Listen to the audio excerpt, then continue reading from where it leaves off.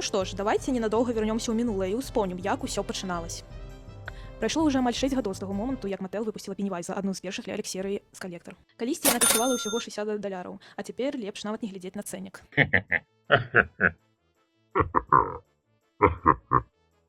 Але Mattel вырашыў парадаваць нас і выпусціць менавіта гэту ляльку.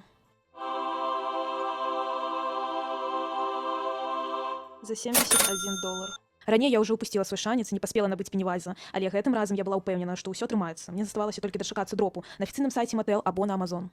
І вось, прасядзеўшы нямала часу на форумах, мне ўсё ж такі ўдалося знайсці спасылку на старонку Amazon, дзе павінна была з'явіцца гэта лялька падчас дропу. Дарэчы, такімі знаходкамі і карыснай інфармацыяй я рэгулярна дзелюся ў сваім тэлеграм-канале, таму абавязкова падпісвайцеся. Спасылка будзе ў апісані. Таму патрэбная спасылка была ў мяне загадзя, і ў патрэбны момант мне заставалася толькі абнаўляць старонку ў чаканні старту продажу.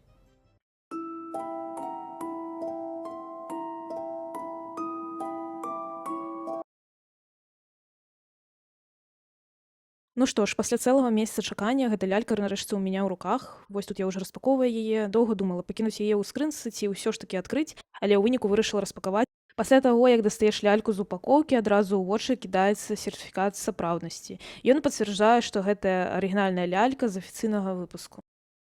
Сама упакоўка зроблена сапраўды якасна. Трывалы пластык, шчыльны тоўсты кардон. Адразу адчуваецца, што гэта калекцыйны выпуск. Усё надзейна замацавана, выглядае вельмі прэміяльна. Для мяне упакоўка проста 10 з 10. І менавіта за гэта я люблю скалектар.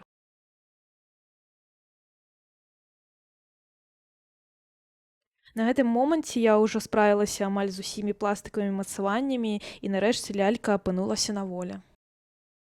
Адразу ж ставім ляльку на падстаўку, якая ідзе ў камплекце.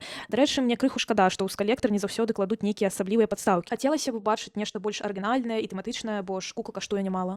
Ну а цяпер давайте паглядзім на першы аксесуар, які ідзе ў камплекце. Гэта невялікі кубак з трубачкай, адсылка да культавай сцэны з фільма. У ім клоуны нібыта б'юць сваіх ахвяр, якія загорнутыя ў вялізны кокан з салодкай ваты. Даволі жудасная, але вельмі пазнавательная дэталь для ўсіх, хто глядзеў фільм. Клоуны ў фільме вельмі падобныя паміж сабой, макіяжамі і рысамі твару. Mattel гэта выдатна перадаў у гэтай ляльцы. Далей разглядзім завушніцы. Першая выканана ў выглядзе фірмовага пісталета клоунаў. Менавіта з такіх яны стралялі ў людзей, ператвараючы іх у вялікія коканы з салодкай ваты. Гэта адна з самых пазнавальных зброяў з фільма. Маленькая вішенька — гэта адсылка да клоуна Шорці, які ў адной са сцэн выкарыстоўвае гіганцкую вішню, як смяротную зброю. Вельмі цікава, што дызайнеры дадалі нават такую невялікую дэталь. Далей звярнём увагу на каўнерык. Ён зроблены з пластыку, але выглядае вельмі якасна. Менавіта такі каўнер насіў Шорці ў фільме, і, на мой погляд, яго атрымалася перадаць амаль ідэальна. Далей звярнём увагу на пояс. Яго галоўная дэталь — вялікая зорка, якая таксама з'яўляецца адсылкай да касцюма.